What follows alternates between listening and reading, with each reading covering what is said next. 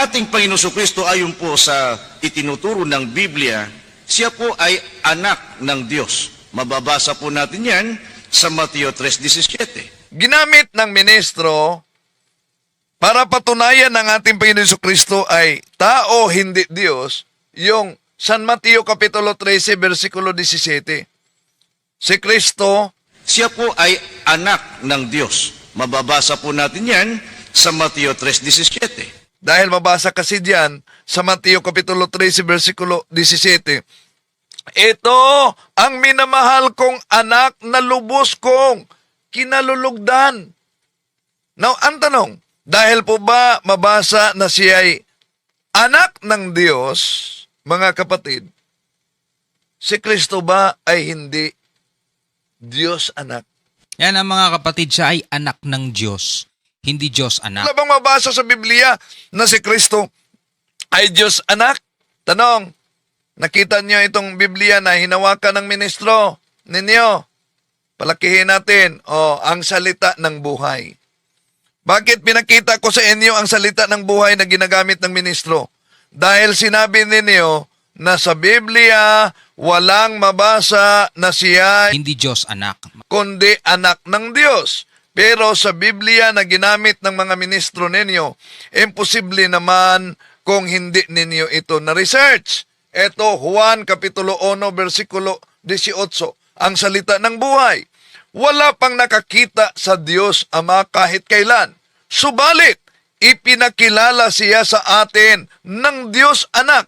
Ngayon, si Shubaldi na nagsabing, napakahina daw ang logic ko. Ang kailangan pa ata ni Wendell talaga mag-research, no? Brother Wendell, pag gusto mo magpadoktrina sa iglesia, sabihan mo lang ako, mapanuri kayo. Sa mga logic pa lang Wala, eto si Mr. Wendell Talibong. Batay sa talata na mabasa natin dito, sino ngayon ang, kung hiramin natin ang argumento ni Arnel Tumanan, anong sabi ni Arnel Tumanan? Sa kasabihan nga nila, tapos na boxing dapat dito eh. Dito pa lang, kung sa boxing, tapos na. Tapos na talaga.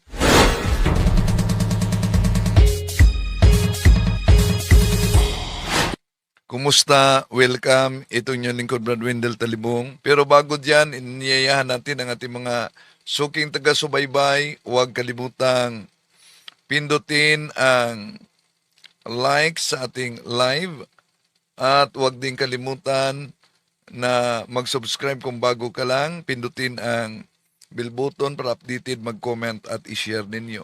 Makatulong kayo sa ating evangelization sa pamamagitan ng pag-share sa ating talakayan, no? Kaugnay sa pagsagot natin ngayon sa Iglesia ni Cristo. Okay, tuloy natin si Shubaldi. Mga kapatid, may nagsasabi, syempre anak siya ng Diyos, di dapat Diyos din siya. Di ba saan ka nakakita ng bakang ng anak ng kalabaw? Sabing ganon, mga tol. Well, baka hindi ka kasi naniniwala na ang mga tao ay tinatawag ding anak ng Diyos. May mga anghel na tinatawag na anak ng Diyos. Yan ang argumento niya, ang lalim ng lohika, ano? Bakit?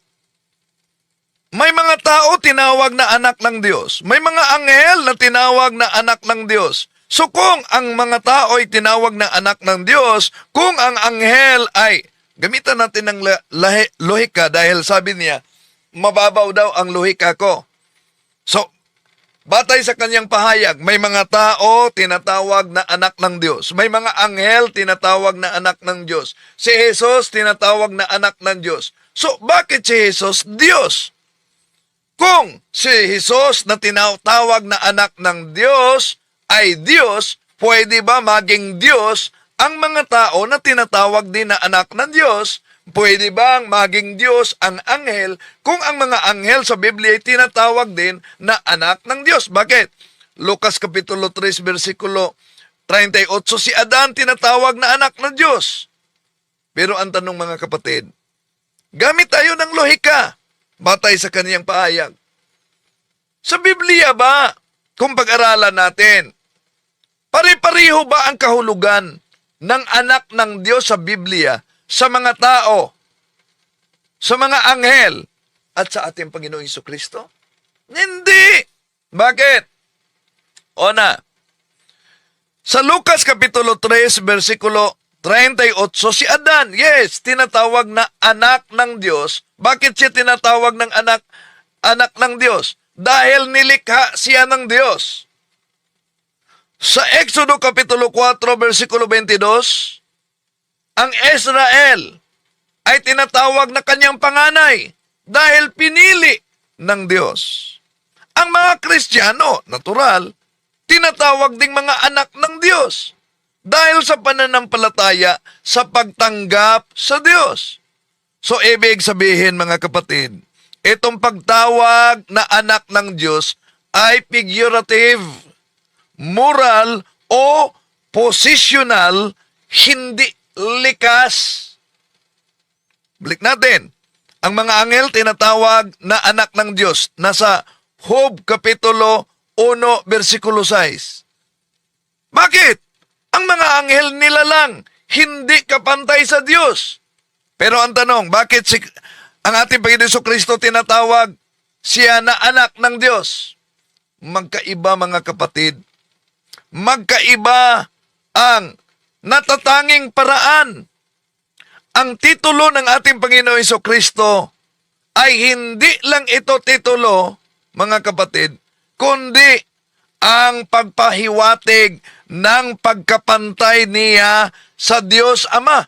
Aba, sabihin nila, magkapantay ang ating Panginoong Hesus sa Diyos Ama? Totoo ba yan? Mabasa ba yan sa Biblia? Juan Kapitulo 5, versikulo 18. Anong mabasa diyan? Tinatawag niyang Ama ang Diyos. At dahil dito, ipinapantay niya ang sarili niya sa Diyos. Bakit ganon? Because the Diyos, during that time, understood, Son of God, claimed to be equal with God. Hindi nila iyon inaakala, mga kapatid, na bilang nila lang, kundi kapantay ng Diyos. Nasa Juan 5:18 yan. Ngayon, ang anak ayon sa kalikasan, mga kapatid, hindi ayon sa posisyon. Bakit? Lucas Kapitulo 1, Juan Kapitulo 1, versikulo 18, nabasa na natin. Ginamit pa nila na talata. Ito, ginamit pa na talata. Ginamit pa nila na salin. Juan 1:18 ang salita ng buhay. Wala pang nakakita sa Diyos Ama kahit kailan. Subalit, ipinakilala siya sa atin ng Diyos Anak. Napakalinaw sa nakasulat, mga kapatid. Ipinakilala siya sa atin ng Diyos Anak, ang bugtong anak na nasa sinapupunan ng Ama. Bugtong monogenes. Iisa sa ore. Monogenes, unique. Gagamit sila para malusutan nila, alam nyo, gagamit sila ng Grego na Bible na nakasulat sa Grego, monogenes hoyos. Tingnan niyo, sa ibang salin, monogenes hoyos. Kaya ito ang tama. Bakit? Kung monogenes hoyos, bugtong anak ng Diyos, ibig ba sabihin hindi siya Diyos? Wala bang mabasa kayo na salin sa Grego? Ito sila, mga kapatid.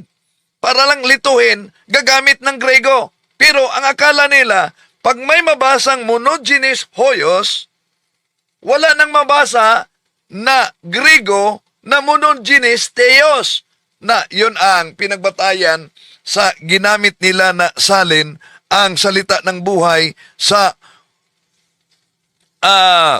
Juan Kapitulo 1, versikulo 18. So, monogenes theos ang mabasa na bugtong anak ng Diyos, monogenes hoyos, at yung mabasa na Diyos anak ang salita ng buhay. So, kung ang anak ng tao ay tao, alam naman natin yan, ang anak ng Diyos ay Diyos. Di ba? Kaya, ang mabasa sa Juan na ginamit nila na salin, wala pa nakakita sa Diyos Ama kahit kailan. Subalit, pinakilala siya sa atin ng Diyos Anak. So dito pa lang, alam na, tapos na ang boxing. Kung si Arnel Tumanan pa lang ang sasagutin, mga kapatid.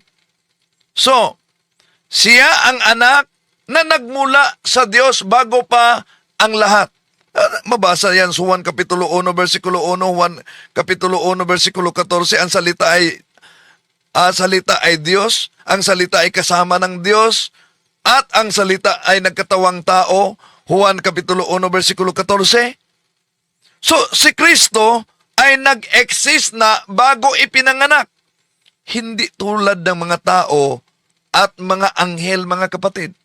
So, ngayon, bakit si Jesus bilang anak ng Diyos ay Diyos?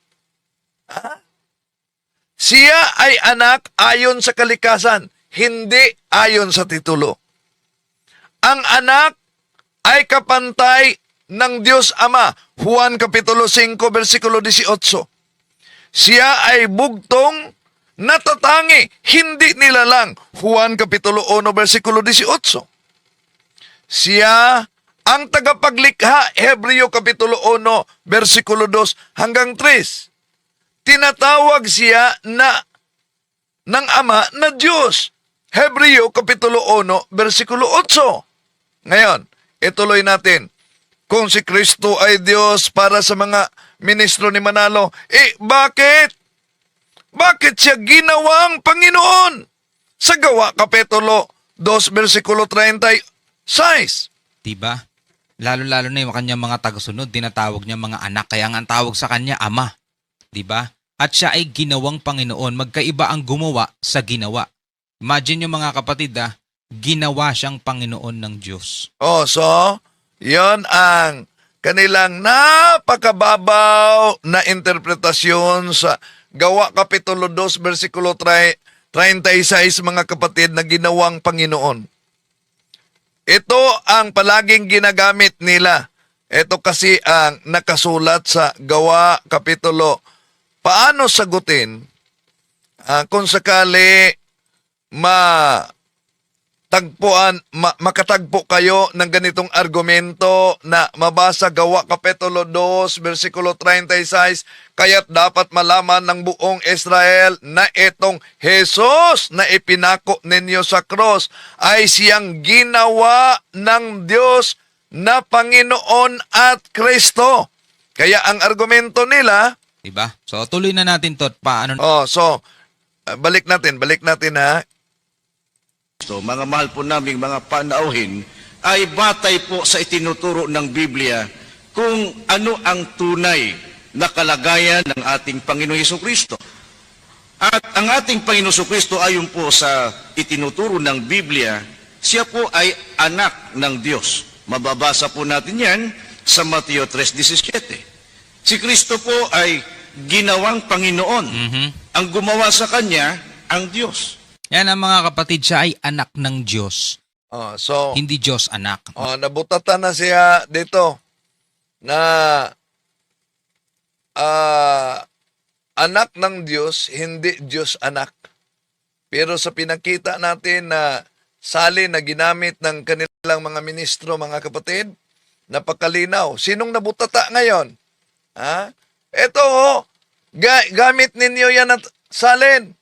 Wala pa nakakita sa Diyos Ama kahit kailan.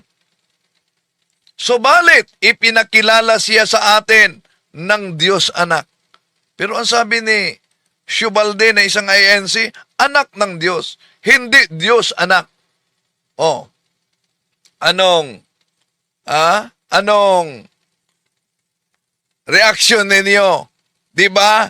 Bawat doktrina may katumbas na salin ng Biblia. O, yun, ginamit pa niyo yan na salin. Mga kapatid, may nagsasabi, syempre anak siya ng Diyos. Sinagot na natin ito mga kapatid. No? Hindi ka kasi naniniwala na ang mga tao ay tinatawag ding anak ng Diyos. May mga anghel na tinatawag na anak ng Diyos. Diba? Lalo-lalo na yung kanyang mga tagasunod, tinatawag niya mga anak. Kaya nga ang tawag sa kanya, ama. Diba? At siya ay ginawang Panginoon. Magkaiba ang gumawa sa ginawa. Yan. Dito na. No? Magkaiba ang gumawa kaysa ginawa. So, dahil magkaiba ang gumawa kaysa ginawa, tanong, bakit Diyos si Jesus? Gamit din tayo ng lahika dahil si Shubal din naman ang nagsabi, no, na mas malalim ang kanyang lohika kumpara sa akin daw. Dahil ba mabasa ang Gawa Kapitulo 2:36 na ginawa siyang Panginoon, ibig ba sabihin nang ginawa dati siya ay hindi Diyos? Dahil lang mabasa sa Gawa Kapitulo 2:36 na ginawa siyang Panginoon, ano yan sa original Greek Bible?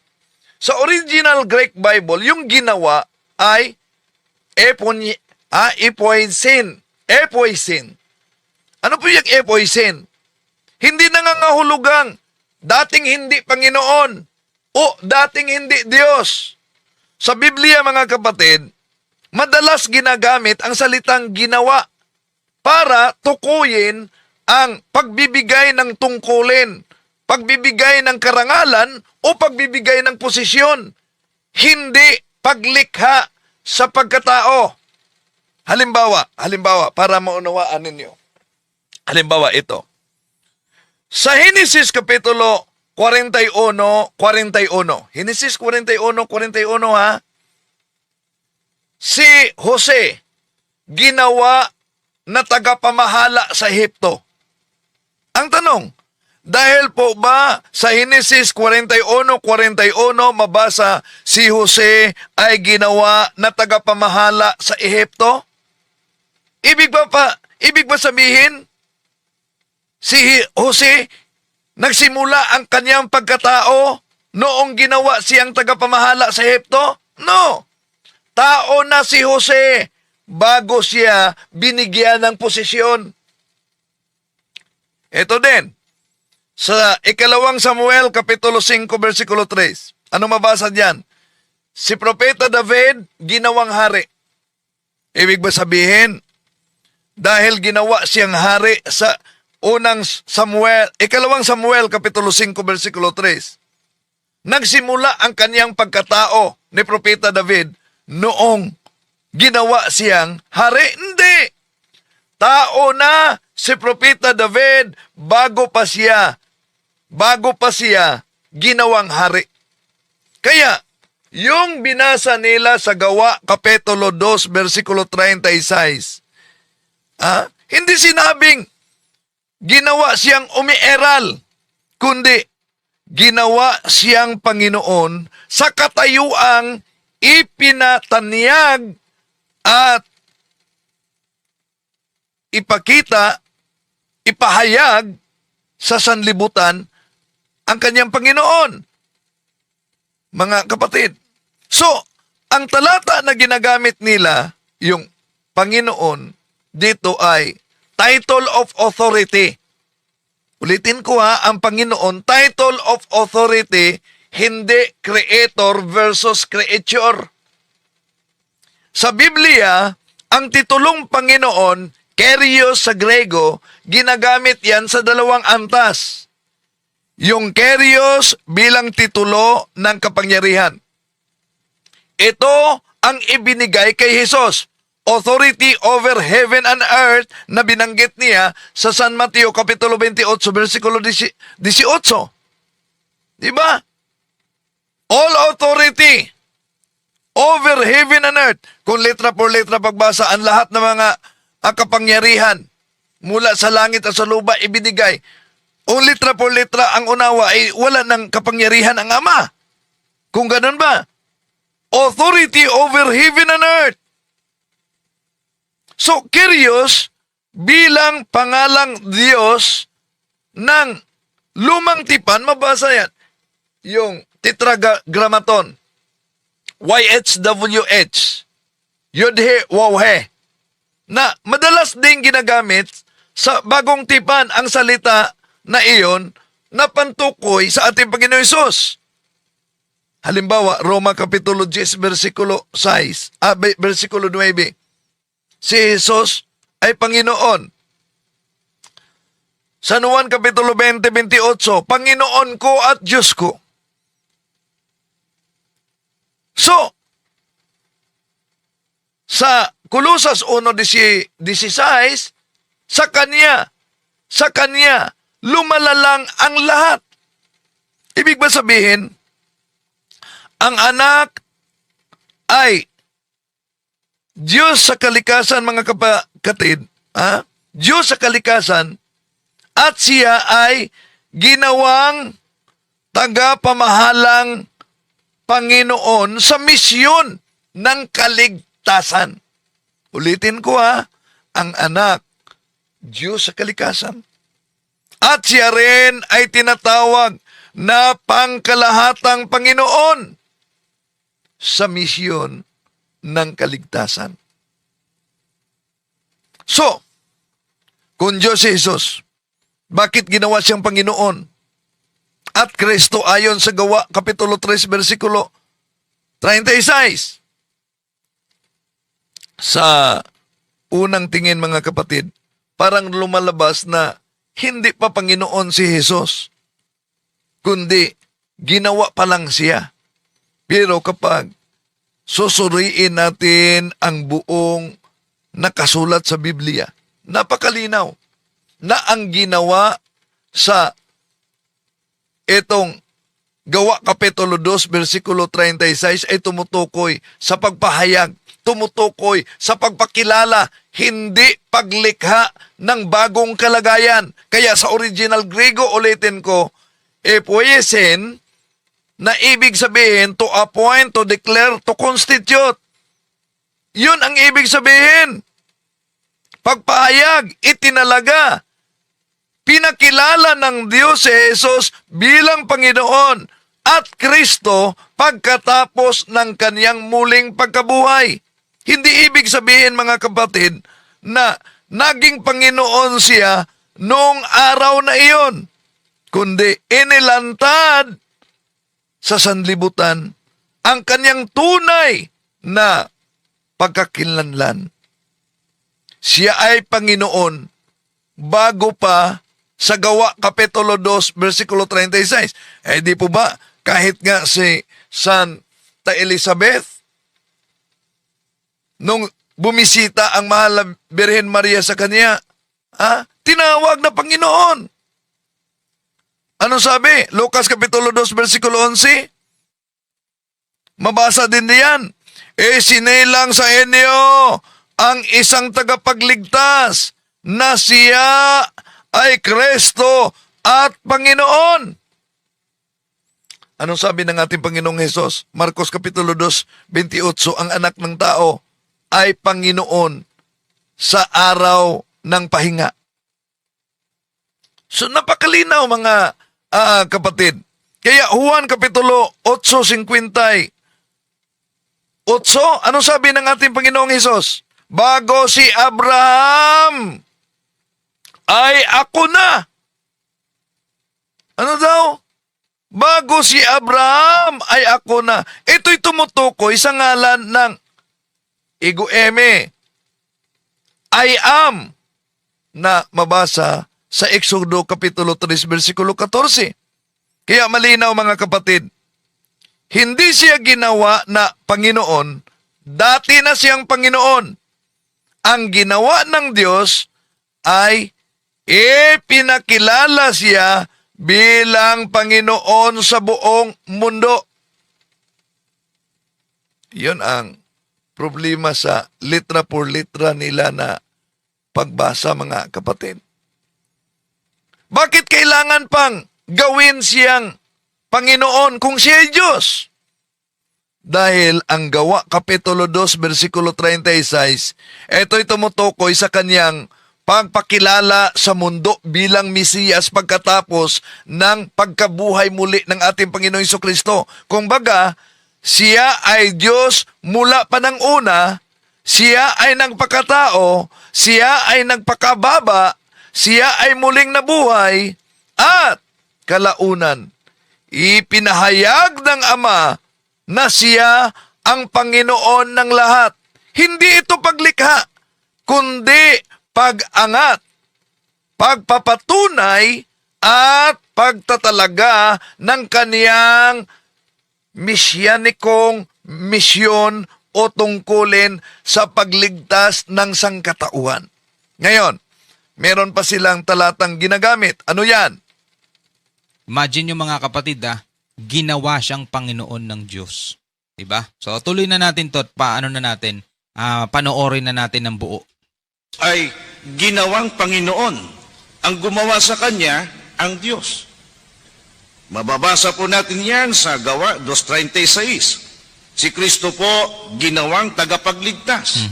Ang So yan. Ngayon, ang tanong naman dito, batay sa Gawa Kapitulo 5.31, ginawa siyang tagapagligtas. At ayon sa ministro, sinong nagawa sa kaniyang tagapagligtas? Diyos po ang gumawa sa kanya na siya, si Kristo, ay ginawang tagapagligtas. Gawa 5.31. Ayan. Gawa 5.31, ginawa siyang tagapagligtas. So, ginawa ang anak bilang tagapagligtas, hindi dahil hindi siya Diyos. Gamit naman tayo ng loheko. Diba? Sabi ni Shubalde, mahina ang loheko ko. Dahil po ba ginawa siya na tagapagligtas? Ibig ba sabihin, siya ay hindi Diyos? Mabasa ba sa ginamit nila na talata na Gawa Kapitulo 5.31? So, ulitin ko, ginawa ang anak bilang tagapagligtas, hindi dahil hindi siya Diyos, kundi dahil ito ang misyon ng kaniyang pagkatawang tao, incarnation.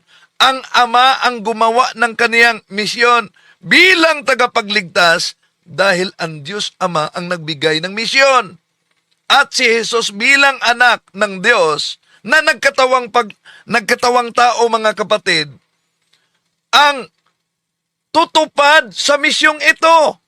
Hindi ibig sabihin ng ginawa, hindi siya Diyos. Loheko ang gagamitin natin, kundi ginawa siyang tagapagligtas sa kaniyang pagiging tao, hindi sa kaniyang pagiging Diyos.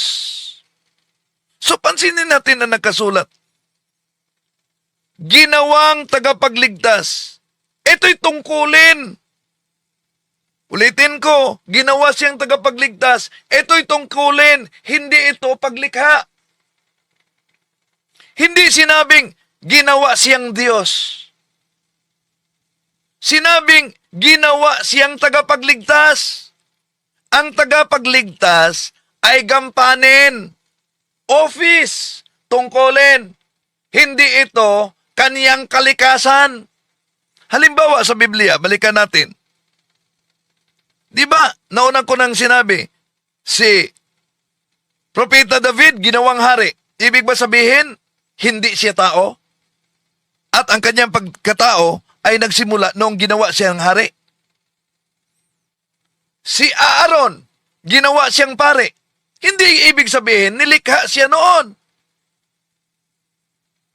Ganito rin, mga kapatid. Ginawa, ibig sabihin, appointed, kung tingnan natin original Greek, si Jesus bilang tagapagligtas, bilang kanyang misyon, kung hindi ito dahil siya ay hindi Diyos, nakapantay sa Ama. Ang anak na Diyos, mga kapatid, ay nagkatawang tao. So, sa kanyang pagiging tao, itinaas siya at itinalaga siya. Ang Diyos anak, bago nagkatawang tao, ay eternal at Diyos siya na nabasa natin sa 1 Kapitulo 1, versikulo 1. Pero, Siya ay nagkatawang tao, Juan Kapitulo 1, versikulo 14, siya ay naging masunurin sa Ama, Pilipos Kapitulo 2, versikulo 8. Siya ay pinadakila ng Ama, Pilipos Kapitulo 2, versikulo 9. Siya ay inaangat. Inaangat siya sa kanan ng Ama, Hebreo Kapitulo 1, versikulo 3. So ang mga ito, mga kapatid, ay hindi sapagkat Diyos niya, kundi sa kaniyang pagiging tao. Kaya ang Gawa, Kapitulo 5, versikulo 31 na ginagamit nila, mga kapatid, itinaas. Ito ay exaltation sa kanyang human nature. Ginawang tagapagligtas. Ibig sabihin, appointment sa kanyang misyon. Sa madaling salita, ang Diyos Anak ay Diyos ayon sa kalikasan at tagapagligtas ayon sa kanyang misyon. Kaya, kung tingnan natin ang mabasa sa Pilipos, Kapitulo 2, versikulo 9 hanggang 11, etong mabasa natin. Dahil dito, siya ay lubusang itinaas ng Diyos at binigyan ng pangalang higit sa lahat ng pangalan. Sa gayon, sa pangalan ni Jesus ay luluhod at magpupuri ang lahat ng nasa langit, nasa lupa, nasa ilalim ng lupa, at ang lahat ay magpapahayag na si Jesucristo ay Panginoon sa ikaluwalhati ng Diyos Ama.